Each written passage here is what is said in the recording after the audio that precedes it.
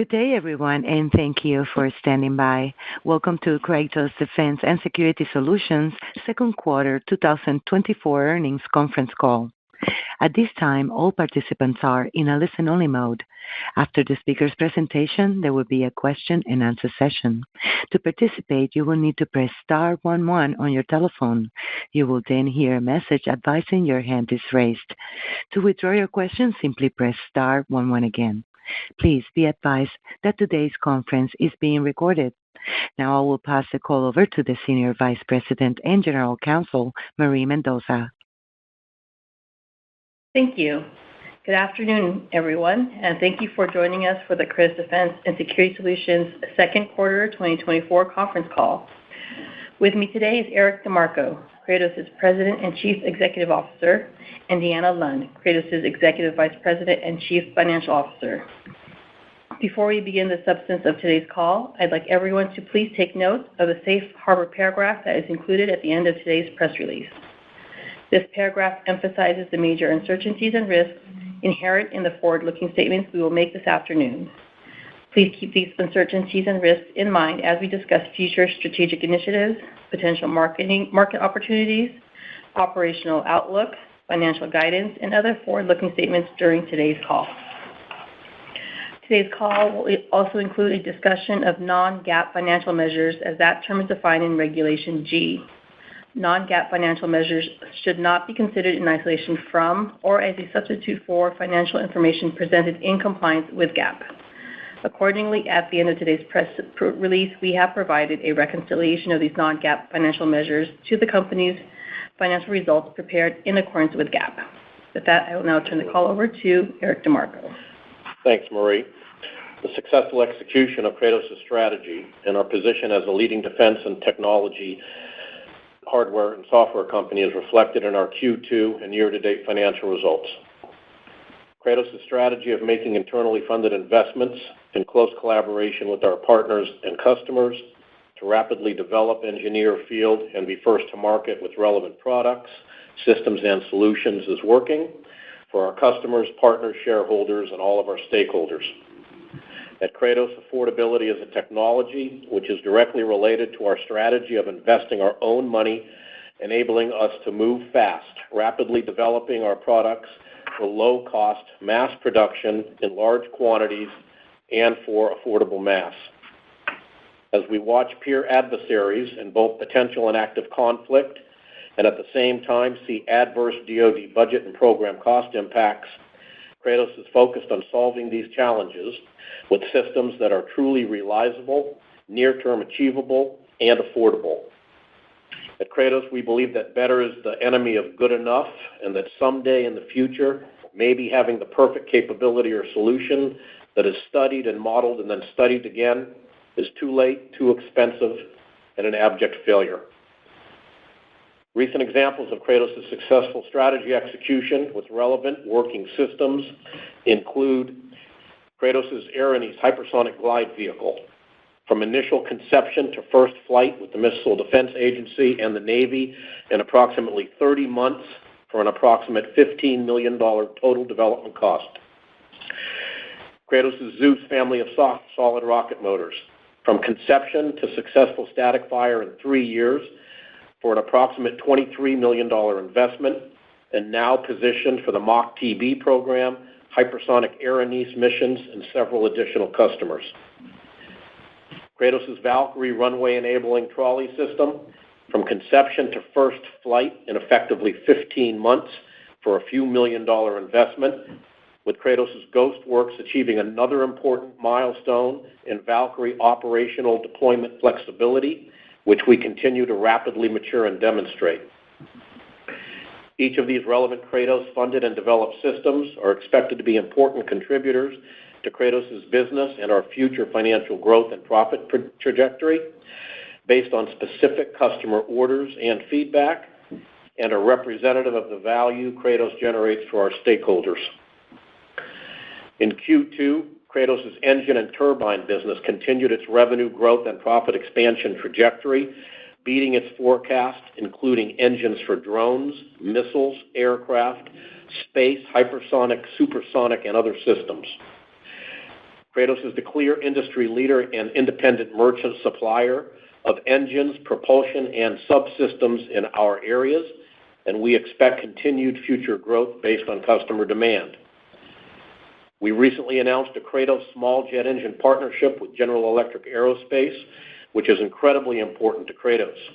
With GEA bringing large-scale engine production experience, capital, intellectual property, customer relations, and more, and we are anticipating future production of thousands of low-cost engines in this class for drones and missiles. The GEA partnership is specifically with Kratos' turbine technology business for small turbofan jet engines and is not related to Kratos' TDI small turbojet business, which has separate locations, technology, IP, and target market opportunities. As part of Kratos' arrangement with GEA, where we will be sharing future engine production revenue and profit, Kratos, in coordination with GEA, will be making an investment and standing up a new low-cost small engine manufacturing facility as we begin preparation for expected future production. Separately, we are investing and expanding our TDI small turbojet engine production capacity and Kratos' overall hardware and manufacturing capability, including additional additive manufacturing, 3D printing, milling, machining, casting, and forging capabilities, which is part of Kratos' vertical integration initiative. We are establishing new engine production lines related to the many new drone, missile, and loitering munition programs that TDI has, including those that we are designed in on. We are either now in contract negotiations for, and we are hopeful to receive an initial 1,000 unit order with the potential 10,000 plus opportunity in the near future. Kratos Turbine Technologies, TDI, and our engine and propulsion system business are currently expected to be some of our company's primary future growth contributors. Kratos' Israeli-based microwave electronics business also exceeded its Q2 forecast, including programs supporting multiple air defense systems, including Iron Dome, Iron Sting, Lightning, Arrow, Barak, and others. Kratos' microwave has also a record backlog and opportunity pipeline, and we are making the investments to increase our facilities, hardware, and manufacturing capacity in order to address existing and forecasted increased future demand, including a space-qualified capability as a result of certain new satellite systems awards we've received and opportunities. Kratos has deep relationships with Israeli Aerospace Industries, Rafael, and Elbit, and we expect our Israeli business to be one of Kratos' future year-over-year organic growth leaders as we support our important Israeli and international customers. Global air defense system-related demand, including missile, radar, counter unmanned aerial system, and space systems, also contributed to Kratos' C5ISR business exceeding its Q2 forecast, including Patriot, THAAD, SHORAD, Indirect Fire or IFPC, IBCS, CUAS, DE, and HPM-related systems. Kratos' C5ISR program's backlog and opportunity pipeline is also at record levels, and C5ISR is expected to be an important future year organic growth contributor as we support our important partners, including Northrop, Lockheed, Raytheon, Dynetics, and others in their national security missions. Kratos' C5ISR backlog and opportunity pipeline is at a record level, and we are making the investments necessary to support our partners and customers, including expanding our C5ISR business's hardware and manufacturing capacity, and also including our new Sentinel program facility. Kratos' training systems business is also growing, with increasing margins as certain programs we have been awarded ramp up and additional new program wins are expected. The global recapitalization of strategic weapon systems, in addition to the weapon system, requires training systems, with Kratos being an industry leader, with representative Kratos systems including M1 Abrams, Bradley, Black Hawk, and Air Force Global Strike Command systems. Kratos training system opportunity pipeline is one of the strongest in our company as we head into the second half of 2024.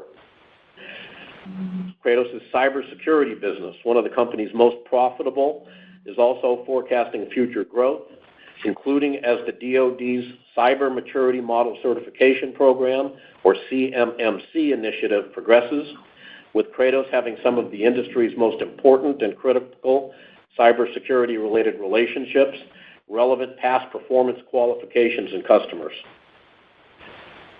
As we have communicated previously, Kratos' space and satellite business, our company's largest, is being adversely impacted by the previous extended 2024 CRA, which delayed and pushed certain government programs or existing program funding to the right, including programs Kratos is or expects to be under contract on, and we are now also assessing the probable upcoming federal fiscal 2025 CRA, which is likely to begin October 1st.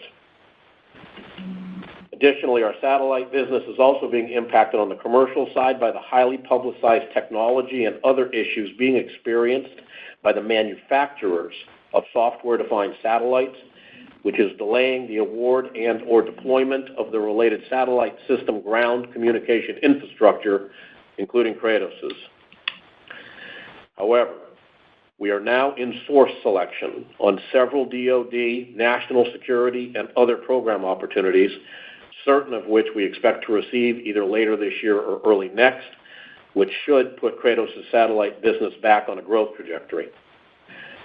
With a large number of LEO, MEO, and GEO constellations and satellites planned for or expected to be launched, we remain confident in the future prospects for our satellite business, including our first-to-market virtualized open space software platform, which is a clear competitive differentiator for our company.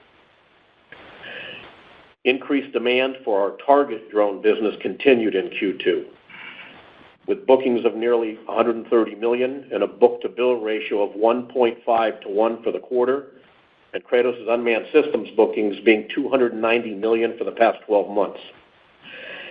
Global weapon, air defense system, and training demand I referred to is contributing to the increased Kratos target drone demand, which is expected to continue both domestically and internationally as air defense systems, missiles, radars, ships, satellites, etc., need to be exercised against and warfighters trained against threat representative targets. Kratos' target drone business is expected to be an important future organic growth contributor for our company. On tactical drones, as has been increasingly reported over the past few weeks, including just yesterday, budgets are tight and are expected to get tighter. Affordability matters and is going to matter even more in the future, and we believe that potentially, maybe better someday, is the enemy of good enough and flying today, and Kratos remains confident in our success. Apollo is now under contract, and Athena has been down-selected and is expected to be under contract this quarter. Kratos Valkyrie is now in source selection on certain opportunities, so I am not able to make any specific program, opportunity, or customer-related comments on Valkyrie at this time. I can say that we have completed our planning for the next serial production run of Valkyries, including with our key suppliers, and we are ready to move forward once we have certain additional information on the potential opportunities, including the final version and capability mix of the aircraft. We are now planning the expansion of our Oklahoma drone manufacturing capacity, including a potential additional facility, with the expansion being for both tactical and target drones, including as certain of our drone systems are utilized for multiple applications or missions based on mission configuration of the system. With a successful Valkyrie flight from the Kratos Trolley launch system, Kratos' Ghostworks is now working on an additional Valkyrie launch capability variant, also in close coordination with the customer. The Valkyrie Trolley launch system, funded by Kratos, but in close coordination with the customer community, establishes Kratos as the only high-performance jet drone system provider with rail-launched runway independence, traditional runway capability, and soon an additional launch capability. Kratos Ghostworks is also looking ahead at new and evolving weapon systems, their applicability to unmanned systems, including Valkyrie, the impact of artificial intelligence integration, and the potential game-changing impact of a system like this in a peer conflict. Kratos and SHIELD continue to successfully execute the strategy, with SHIELD AI routinely flying Kratos' high-performance jet drone systems, including an incredible mission in just the past few days. From my perspective, what SHIELD is doing is potentially transformative and game-changing, with SHIELD taking advantage of Kratos having the only high-performance jet drones that have performed hundreds of actual flight missions, with SHIELD's artificial intelligence system flying and learning with the highest performance jet drones in the world, Kratos's. The Marine Corps Miramar Air Show is coming up this September here in San Diego. And in addition to an actual Valkyrie, an actual Airwolf, a Mako aircraft, etc., we intend on displaying several other high-performance Kratos jet drone aircraft at the show, and also potentially a new Kratos system if we can. Defense budgets are increasing globally, including in the areas of air defense, missiles, radar, space, satellite, hypersonic engines, propulsion systems, C5ISR, microwave electronics, drones, cyber, and training systems, with Kratos being a hardware and software-rich technology company addressing each of these areas and many others. Years of underinvestment in the defense industrial base is and will need to be corrected, and Kratos is participating in this buildup and the recapitalization for the strategic weapon systems. We are making the investments and vertically integrating selectively where it matters to reduce supply chain risk and to also reduce cyber and physical related security risks, as we need both surety and security with our supply chain.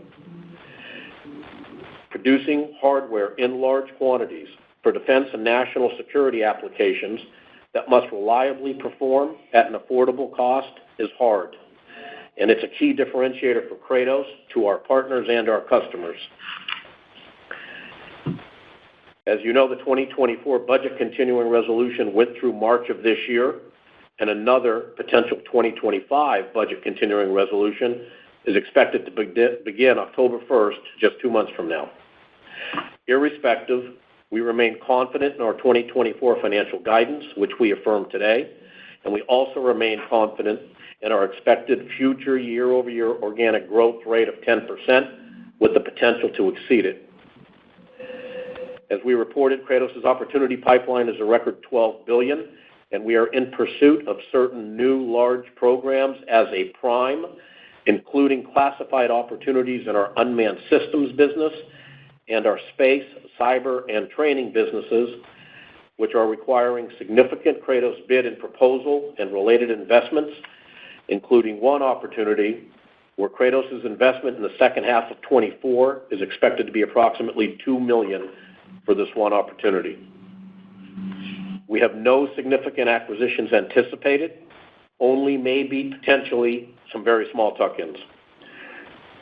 Operational challenges include the obtaining and retaining of qualified, experienced personnel, including those willing and able to obtain national security clearances and the related cost of these individuals.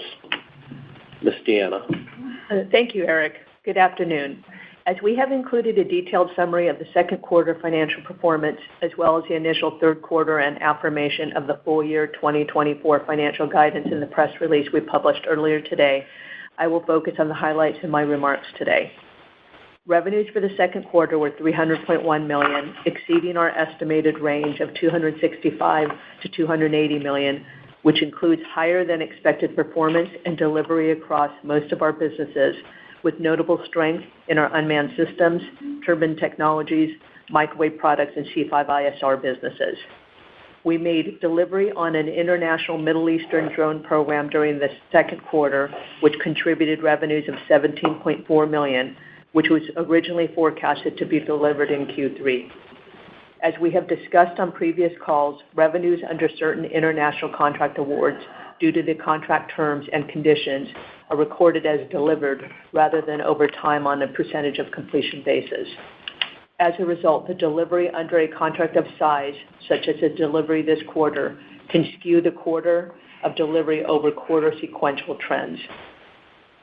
Consolidated organic revenue growth was 16.7% for the second quarter, including the impact of the Sierra Technical Services, or STS, acquisition on a pro forma basis as if acquired at the beginning of 2023, driven primarily by organic growth in the unmanned systems business of 61.8%, as well as notable growth in the turbine technologies, microwave products, and C5ISR businesses in our KGS segment.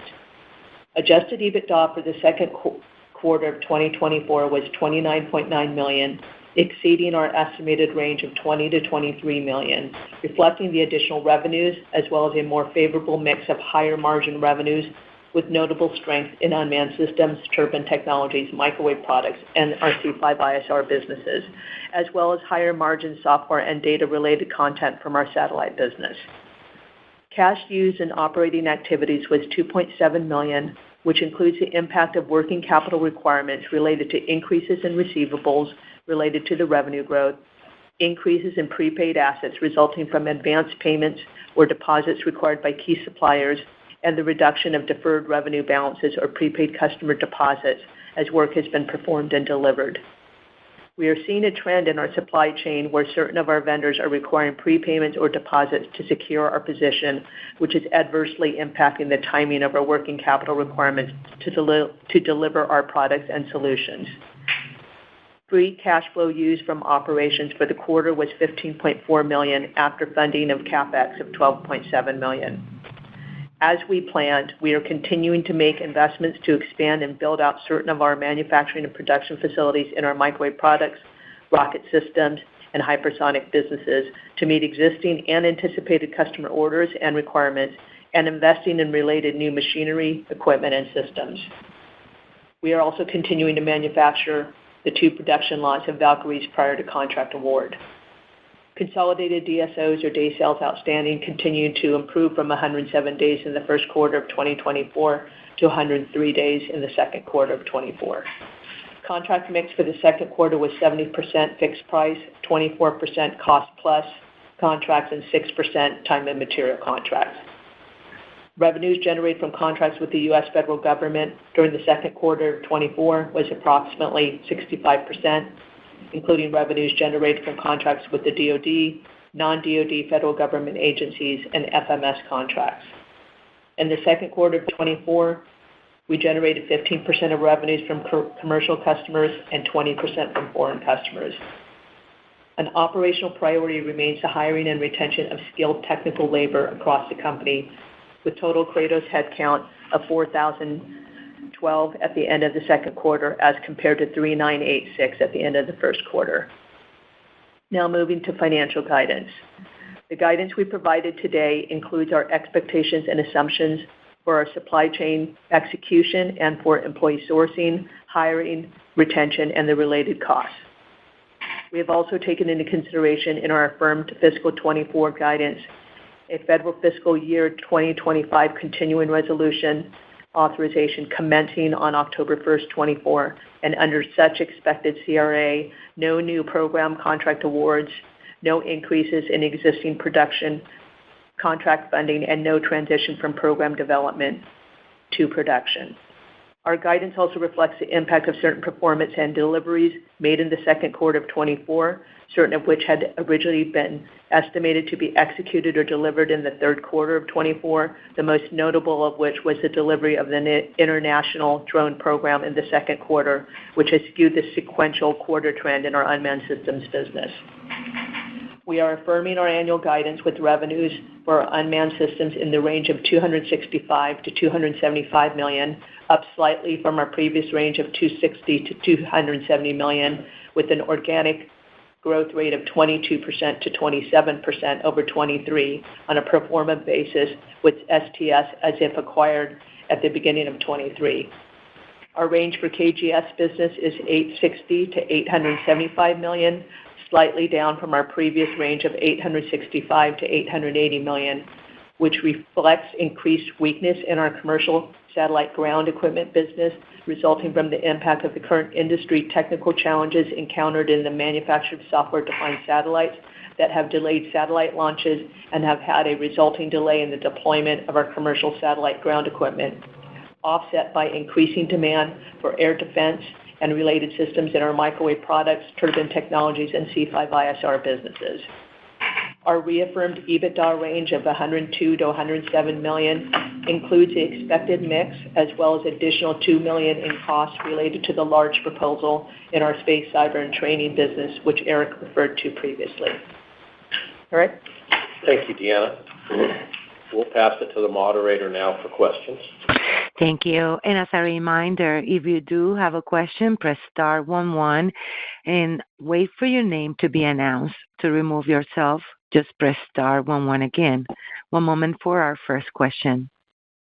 And it comes from the line of Michael Ciarmoli with Truist Securities. Hey, good evening, guys. Thanks for taking the question. Eric, it sounds like you're making a lot of progress on a lot of programs. I guess just on Valkyrie, you mentioned that one close to source selection. You're moving forward with the second production lot. Can you just give us maybe some sensitivity? I don't know if you or Deanna, if you do get those, or if you do get a contract and you put some planes under contract, how that would impact the current guidance, maybe the cash flow and even the revenue impact? Sure. So, Michael, from a revenue perspective, when the contract is awarded, whatever the number of aircraft that the award is under contract for, those costs that are currently in our PP&E would be transferred to effectively inventory and unbilled receivables, and revenue would be recorded for those systems. So if it's, say, 5 aircraft, then the 5 that are in whatever state of completion, those costs would be transferred, and then the revenue would be recorded accordingly for whatever % complete they are at that time. From a receivable or a collection perspective, it will depend on the billing milestones that we are able to negotiate with the customer. So depending on if we can get a payment up front, we obviously always endeavor to do that, but it will depend on what we're able to negotiate. Okay. And do you think is that a second half kind of development and signing, or still hard to tell at this point? It's possible second half. It's probable 25. Okay. That's where it sits right now, which is why we're just being cautious in our guidance. Got it. And then, Eric, I think you guys have had, you've talked to different variants, different sizes. I know you had, in the prepared remarks, you talked about the trolley system. Sounds like you've got landing gear in place for Valkyrie. To kind of, you've secured a vendor maybe there. Can you talk expectations about what maybe the customer's looking for? And, it is kind of runway independence no longer the desired, or do you just want to give the customer options? It's the latter, Mike. We're definitely giving the different customers who have different priorities options. And the path we've taken now with where we sit today with rail-launched drones flying, runway-launched drones flying with the trolley, as you indicated, very soon we're going to have a Valkyrie with its own internal gear, which will also have internal weapons flying. And then we have another one Ghostworks is working on coming also. We will have the entire portfolio flying, demonstrated for the various customer community. Okay, got it. Last one for me. The contract in place with GE Aerospace, I think that replaces a previous joint development, but this one includes kind of full-scale engine production. Have you spoke to, or could you speak to the potential economics there? just maybe what that program could look like as it ramps, as it gets into full production? Do you have customers secured already? So I'll take the last part first. On the customers we have multiple, us and General Electric. We have multiple customers that have been working with us for the last several months. They are in the loop, and they are waiting for these engines. So that is why us and GE, we're very excited about this. Because with the technical capability and the cost points of these engines, which will be here very soon, we are going to be first, and every time I say we, it's us and them. We're going to be first to market with what we believe is a game-changing family of systems here.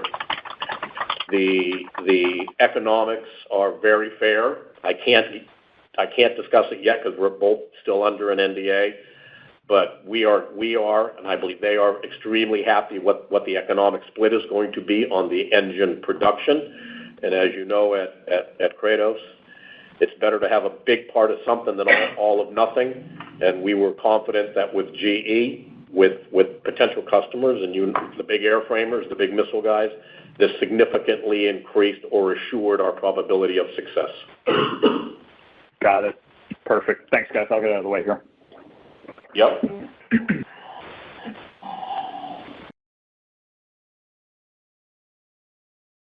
Thank you. Our next question is from Peter Arment with Baird. Yeah, good afternoon, Eric and Deanna. Hey, Eric, the congratulations on the Erinyes hypersonic, test flight. Could you maybe talk about how you kind of see future subsequent tests or flights and how that can play out as we get into maybe even in 25? Does this turn into a kind of a backlog growth story? And obviously you have another vehicle that is also part of that program. Yep. So Erinyes is a hypersonic glide vehicle, and it's at least the current public version is a test bed. And hypersonic testing is something that is in incredibly high demand in the United States. There are not enough test assets, and if you look at some of what the government agencies say, they would like to fly every week or two. Well, we now have that vehicle. We've received additional orders since that flight. This will be one of our primary growth drivers. This is obviously new for us, new for the industry. This will be one of our primary growth drivers beginning next year, I believe under the MACH-TB program and under an additional program that we have. And then we're going to be talking, hopefully, maybe a little earlier than this time next year, about a second hypersonic vehicle of ours that's going to fly. That'll be an additional market for us. So this is very important for us. I'm really glad you asked the question. So do you anticipate a ramp up in test activity next year, and we have a similar revenue profile? Absolutely.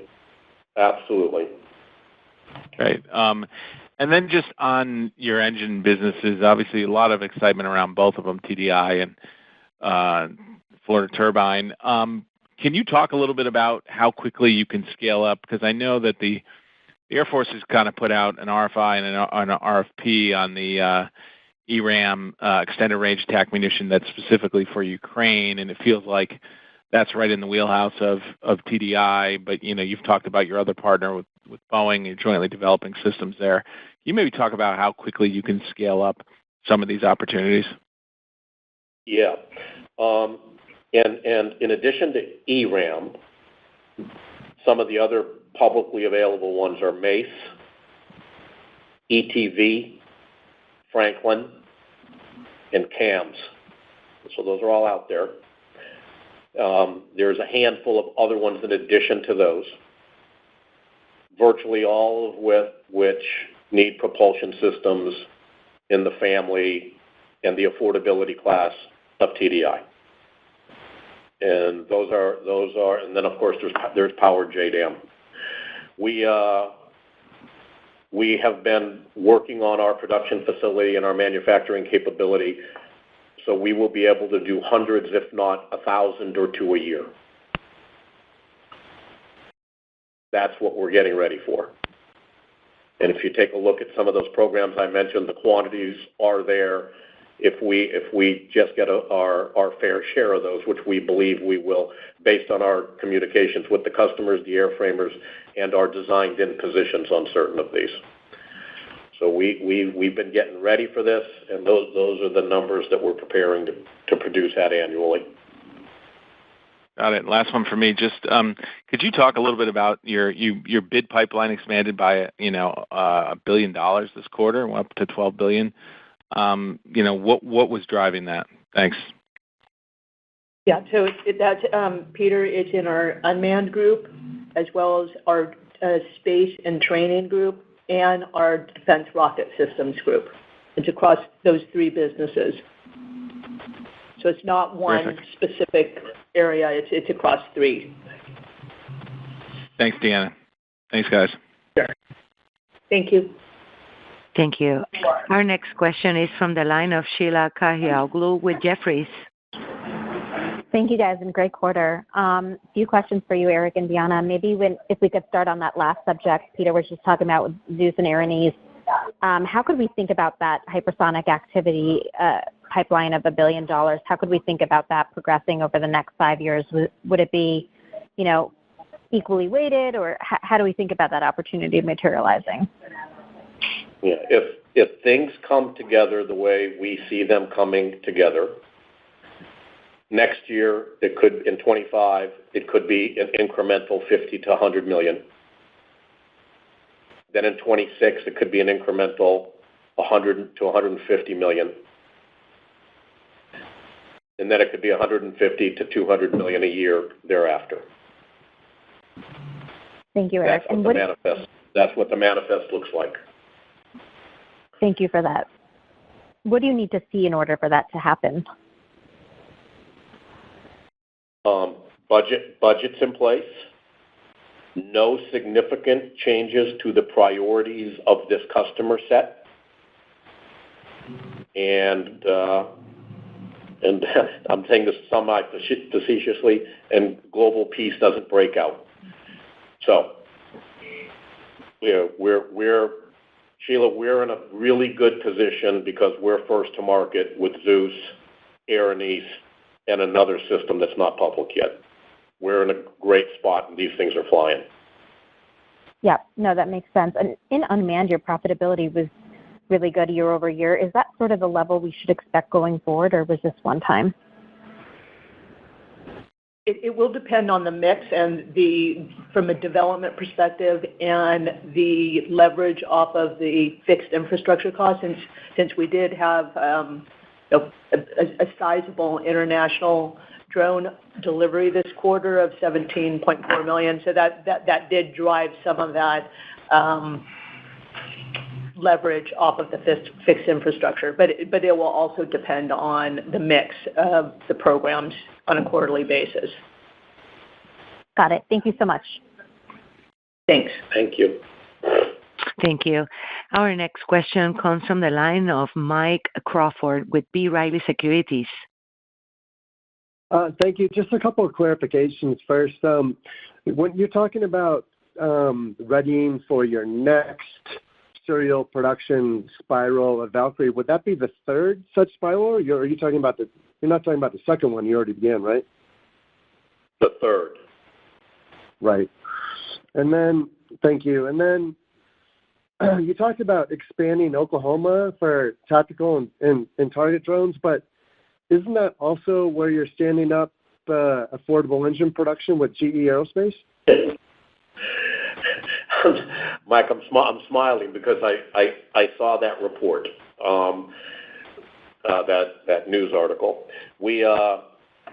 So our drone manufacturing facilities are in Oklahoma City, and that's where the expansion for the tactical and the target drones will be, both in the existing facility and a brand new facility we've already identified and we're moving out on. Outside of Tulsa, Oklahoma is where our existing engine business is, and it is probable that is where we will be standing up our one of our low-cost turbofan with GEK. And the primary reason for that is because the workforce. We have a very experienced workforce with engines there already. We're networked. We've got the supply chains. It looks very promising that that's where we're going to do it. And would that workforce also include workers directly or indirectly supplied from GE Aerospace? I can't get into that yet until the final definitive agreement is executed, and then we jointly will communicate that. I'm sorry. Okay, that's fine. And then switching gears a little bit, could you maybe update us on the lay of the land and solid rocket motor propulsion, where you stand versus competitors, some of which seem to have claims perhaps above means? Yep, that's actually an excellent question. Rocket motors are hard, and solid rocket motors are extremely hard. And the lay of the land right now is there are two that are qualified in the United States, Aerojet and ATK, or Northrop Orbital ATK and L3 Aerojet. All right. Neither one of them are really a merchant supplier because they're embedded in a prime. And as you've indicated, there are a number of guys out there. Some of them are like Ursa Major or Crossbow or Adronis, which is part of Anduril. There's a couple of other ones that are coming. They've said they're going to get into this. But, Mike, this is very hard. And unless the rules change, the qualification rules, it takes years to get qualified, and it takes years to get qualified and designed in on a system, flight testing, et cetera. And so the demand is definitely there. There are some guys coming. I will tell you that because of the nature of our business and our customers, being a merchant supplier of solid rocket motors in the United States is something we continue to look at very hard, because we would be a true merchant supplier and we're experts in this area. And so that's something we're definitely looking at relative to our partnerships with the primes. Oh, okay, thank you. And then just one final one, because we haven't really talked about CCA on this call, but at some point we'll be moving from more of the exquisite to like a round two that's something more attritable. And I think another article I read was that GhostBat now is not even being designed to carry weapons. Versus, I think you have multiple platforms that have distributed that ability, right? Correct. I saw that article that Boeing's GhostBat does not carry weapons capability, which caught my eye. Of course, I know it caught industry's eye. Multiple of our aircraft carry of deployed weapons, and including Valkyrie, of course. And as I mentioned in the prepared remarks, we remain laser focused on affordability, attritability, and hitting cost points so affordable mass can really be achieved with things that are flying today, not potentially 7 years from now. Okay, thank you, Eric. Yep. Thank you. Our next question comes from the line of Seth Seifman with J.P. Morgan.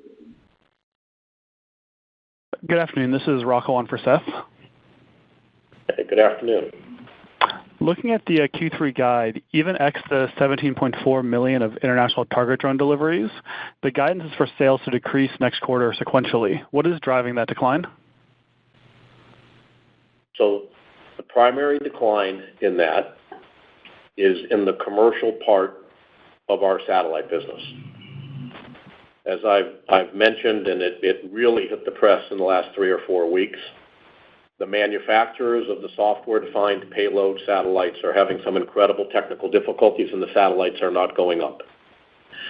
So with the satellites, and as you know, Kratos' open space software-defined virtualized ground system was specifically designed in part to communicate with these software-defined satellites I'm talking on the commercial side. And as those satellites are not going up, the operators, and again, there was an incredible article on this just in the past few days that's out there that, of course, we've known. The operators are slowing down their supply chain, including the ground infrastructure. Guys like Kratos are going to communicate with them. So we're designed in. We've won the slots, but the operators are making the right business decision by not deploying until the satellites go up.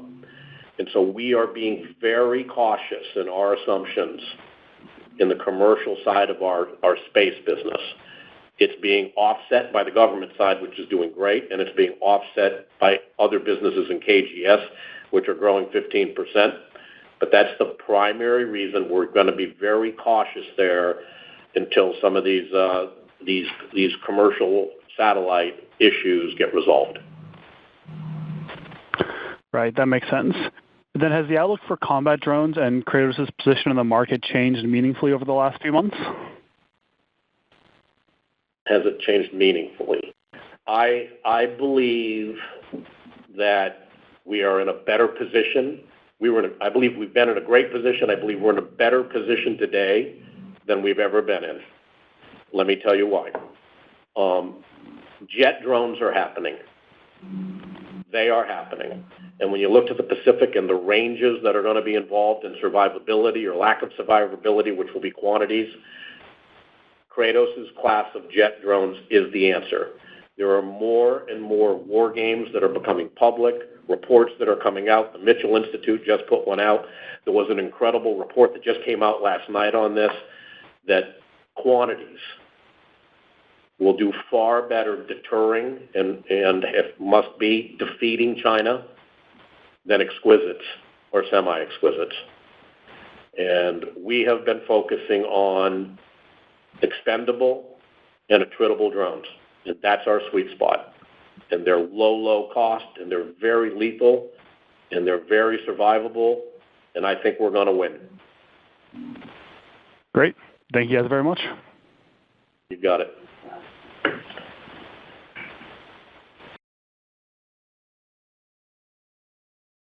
Thank you. Our next question is from Ken Herbert with RBC Capital Markets. Yeah, hey, good afternoon, Eric and Deanna. Hi, Ken. Hi, Ken. Hey, I wanted to just follow up. Can you give any indication? I would assume it's factored in the CapEx guide, but the investment you're making specifically in the turbofan engine capacity as you look to scale that up? Yeah, that's roughly about $10 to $12 million for the year. Okay. Perfect. And you've obviously had a step up in CapEx this year to reflect some of the incremental investments and opportunity. Can you comment on next year? Does CapEx, based on current plans, step up again next year? Is it contingent upon sort of contract wins, or can we view this year as sort of the peak CapEx year? It is contingent on contract wins. However, I believe there's I would say in the $70 to $80 million of the CapEx guide for the year, I would say 40 to 50 of that is what I would call investments that are, I don't like to use the word non-recurring, but that's probably the best word at this point. So what I see is our maintenance CapEx is closer to call it 35-ish million a year. But depending on contract awards and opportunities, there could be opportunities in 25 that we would make investments for. Okay, that's very helpful, Deanna. Thanks. And just maybe, Eric, as I look at just such phenomenal growth internationally, I guess specifically in NATO countries, can you just level set us on what percentage of your sales are into maybe NATO countries or outside of the United States more broadly, and what kind of growth you're seeing in that this year and potentially in the next year? Yeah, so our international revenues are about 20% for the quarter. And the growth there in Israel and in systems that are going to NATO countries that we build. So these are air defense systems, radar systems, and counter UAS systems. It's very strong. So, Ken, for a data point, I talked in detail about our space business. Putting our space business aside, KGS is growing 15% organically. A significant part of that is our C5ISR business, where we work with Raytheon on Patriot. We work on THAAD. We work on a number of counter UAS systems. We're working with Dynetic on indirect fires or enduring shield. All of these air defense systems. And in addition to that KGS part is where our Israeli business sits, where we are supporting Iron Dome, Arrow, Barak, Lightning, Iron Sting, virtually every missile and radar system. And so they are very, very strong. The backlog is very strong, and the order book potential for the next 2 years is not only strong, but it's increasing. That's great. So I guess it'd be fair to say that the international piece of the portfolio probably seeing much better growth than sort of the 10% you've talked about for the company over the next few years organically.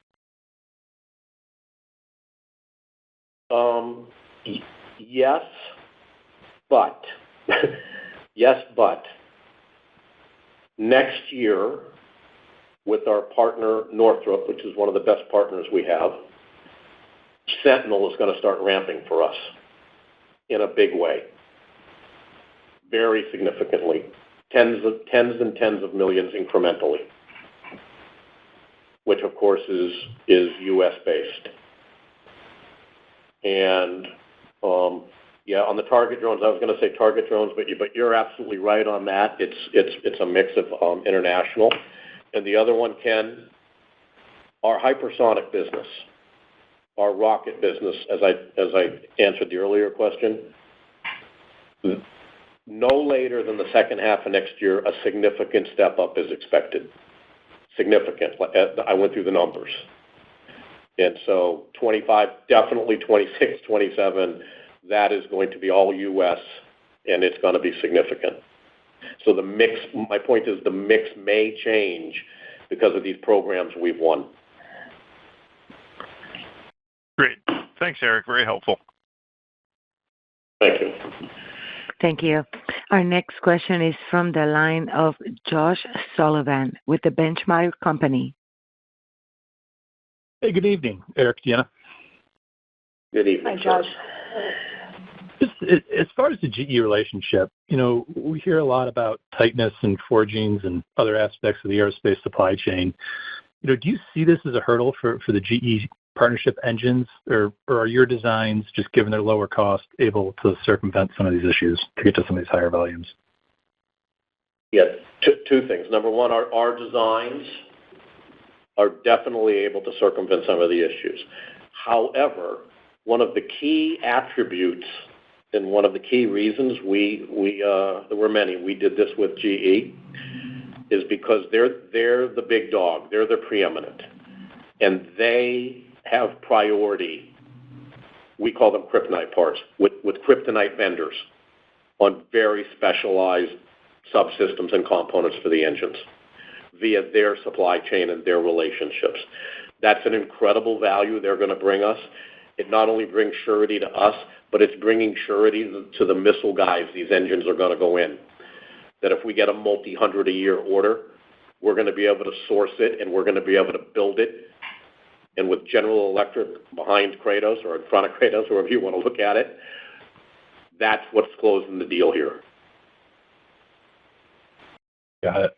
And then just as far as that loitering munition market, given the increasing use in the battle space, you mentioned you were in contract negotiations, but what's your sense of how quickly this market ramps? I think it's possible by the end of this year. It's probable it'll happen next year. We're going to begin to get the initial production orders on turbojets. So think 200 pounds of thrust and below. and it's probably going to start out at a few hundreds, and then it's going to ramp. If, again, I went through some of the program names. If you take a look at what they're talking about, it's going to ramp for us to several hundreds and potentially 1,000 or so a year over the next several years. And that just ties into I have a list here in front of me. Again, I went through some of them. The opportunities that are out there, most of which, if not all of which, we're either designed in on or we're working with, because we have flying engines. And our cost points are very, very competitive. Thanks for the time. Thank you. Thank you. Our next question comes from the line of Joshua Sopel with Noble Capital Markets. Hey, good afternoon, guys. I'm filling in for Joe. Hey, so you guys basically answered pretty much all of my questions, but, just kind of more for a couple housekeeping ones. You guys talked a little bit about the Prometheus contract you guys were awarded. Is there kind of any progress on that contract? Is it still kind of expected to be contracted by the end of the year? Yeah. If I said that we had been awarded Prometheus, I misspoke, and I apologize. I don't remember doing that, but if I did it, I apologize. So Prometheus is an opportunity that we are working on. Okay? We are getting there.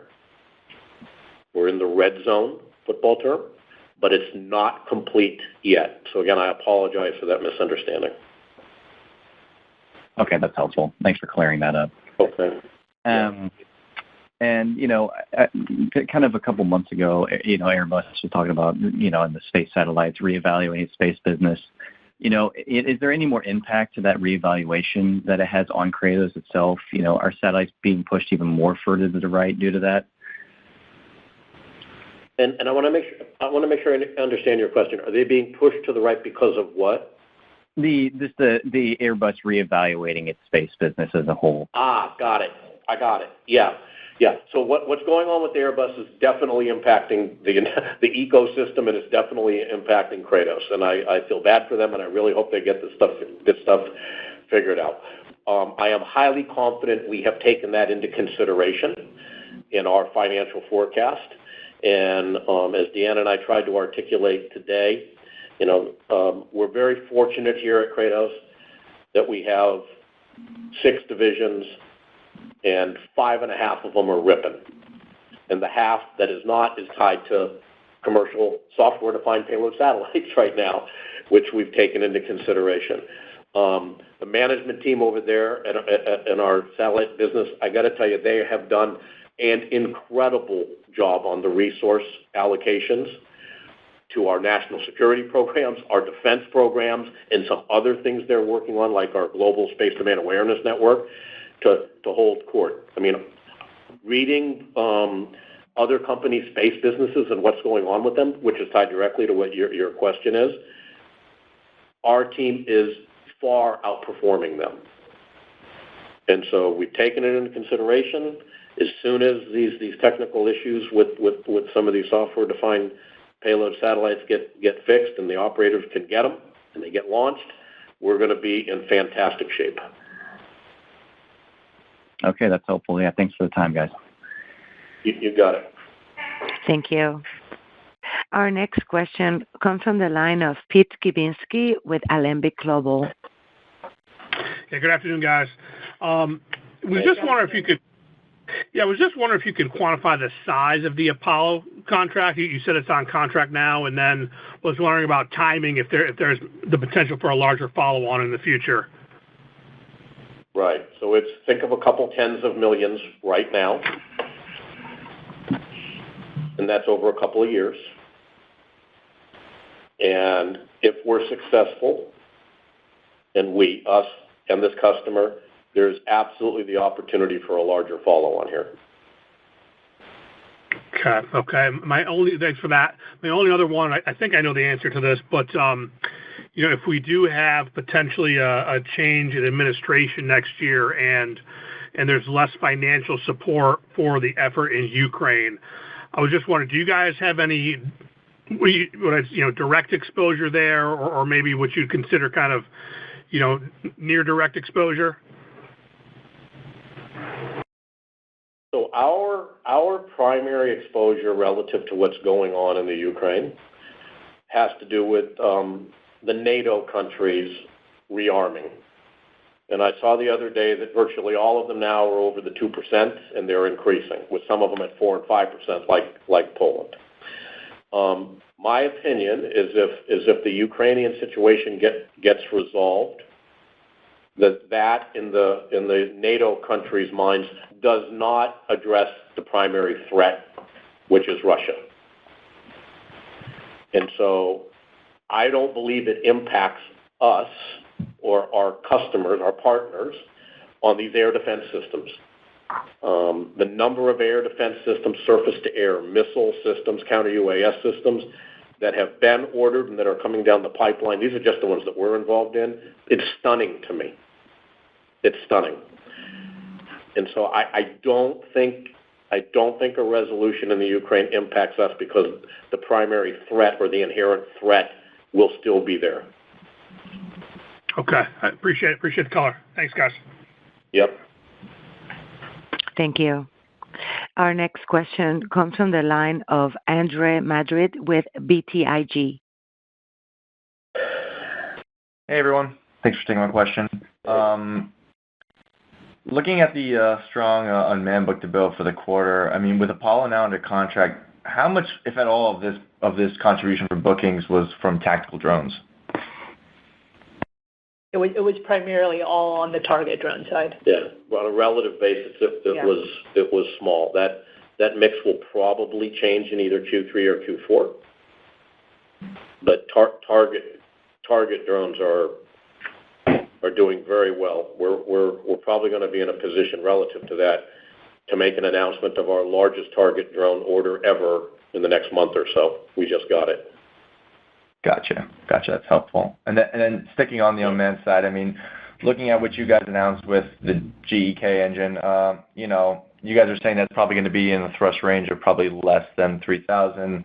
According to the RFI that was released on CCA, they're aiming for something between 3 and 8. I know you guys said you could scale up, but kind of piggybacking off of Peter's question earlier, how easy is it to scale up?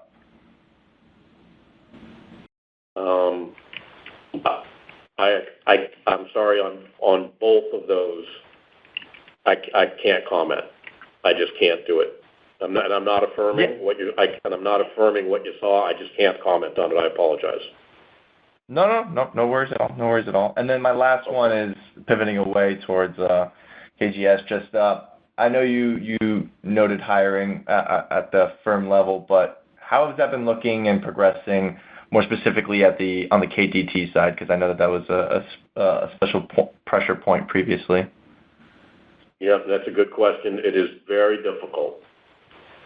Turbo machinery engineers, propulsion engineers, as tying directly into the discussion we've been having here this afternoon, they are in incredible demand, and many of them don't exist anymore.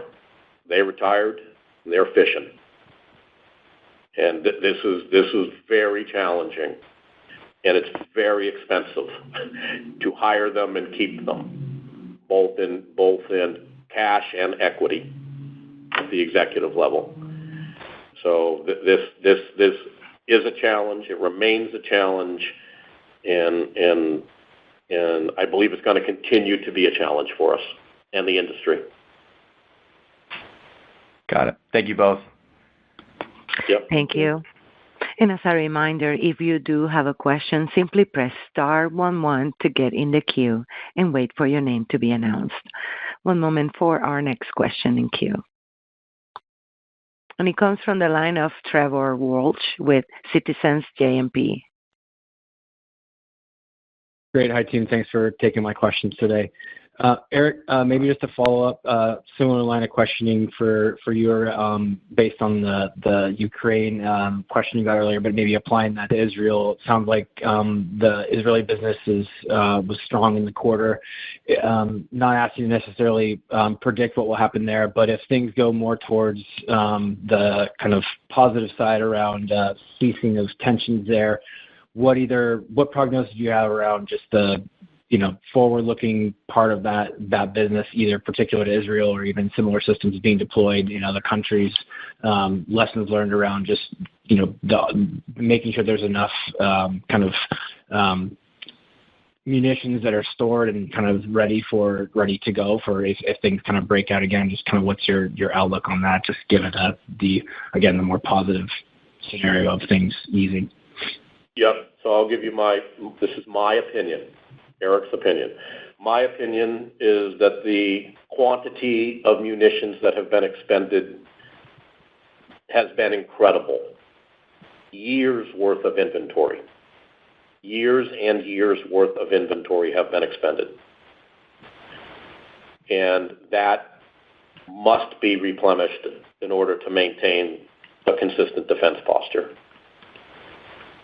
So I don't see in the foreseeable future, years, any abatement in demand. If as you're indicating, and that would be wonderful, if resolution would happen, peace broke out, the significant increases we're seeing month over month will probably flatten out, but that is at an exponentially higher ratio than it was before October of 23. So that's specific to there. Outside of there, internationally, the lessons learned is that look at the first potential strike that Iran tried to do on Israel. I mean, it came out that there were 300. It was actually over 500 munitions, missiles and drones, ballistic cruise and drones were fired at Israel in that one barrage. Okay. In the Ukraine, over 10,000 drones on one side are being shot down a month. The vast majority of those are not in our class. They're class 1, 2, or 3, but a significant number of them are jets. Okay. The lesson learned from there is quantities have a quality all of their own. And those quantities can offset lack of defense budget of countries that can't afford exquisite systems. And so their exquisite systems will be thousands of something. And we're seeing that. We're seeing that in direct orders, and we're seeing that in orders with our prime partners where we build major subsystems. So I, as I've said several times, this is likened to the Reagan buildup. This is 1981. We're in the second inning. And the difference is that there has been such a consolidation in the defense industry, there are just very few of us left that can do it. And as I said in my prepared remarks, building hardware for defense or national security applications is hard. Building it in mass production is even harder. And the experienced guys like Northrop and Lockheed and Raytheon and Boeing and Kratos, we know how to do it, and that stuff's got to work, which I believe is one of the reasons in a shitty situation for the foreseeable future, our business is going to be very strong. Got it. Really appreciate the color. Then, Deanna, maybe one quick follow-up for you. Services revenues looks like it stayed pretty flat quarter over quarter, but then margins had a nice little bump up about 200 basis points. Just wondering if there was anything in particular that drove the improvement there on the margin side. Thanks.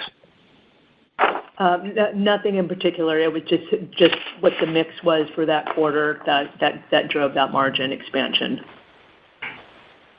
Got it. Okay. That's all for me. Appreciate it. Thanks. Thank you. Thank you. And our last question comes from the line of Pete Skibitsky with Alembic Global. Yeah, guys, sorry to extend the call, but Eric, I would just want to deconflict something you said a little while ago about a month from now, your largest target drone contract ever. I don't know if we've talked about this before, but earlier in the year, I think DISCA had an announcement about a potential target order from Korea for their ships. It wasn't just right. BQM. It wasn't just BQM 177s. It was also Coyotes, but I don't know. It talked about like a $170 million order. Are we talking about the same thing, or is that different? Pete, that's a great question. You are on your game. It's a separate order. It's a separate order and a separate customer, and it's a different platform. Okay. I know DISCA does things way in advance. Any time frame on that particular opportunity? I am we've won. We got it. Sole source. I'm hopeful that we will be able to announce it next 30, 60 days. I'm hopeful, but we've received it. Okay. That's great. Congratulations. Thanks, guys. Okey-dokey. Thank you. Good question. Thank you. And this concludes the Q&A session. I will turn the call back to Eric DeMarco for final remarks. Great. Thank you all for joining us, and we'll chat with you at Q3. And thank you all for participating in today's conference. You may now disconnect.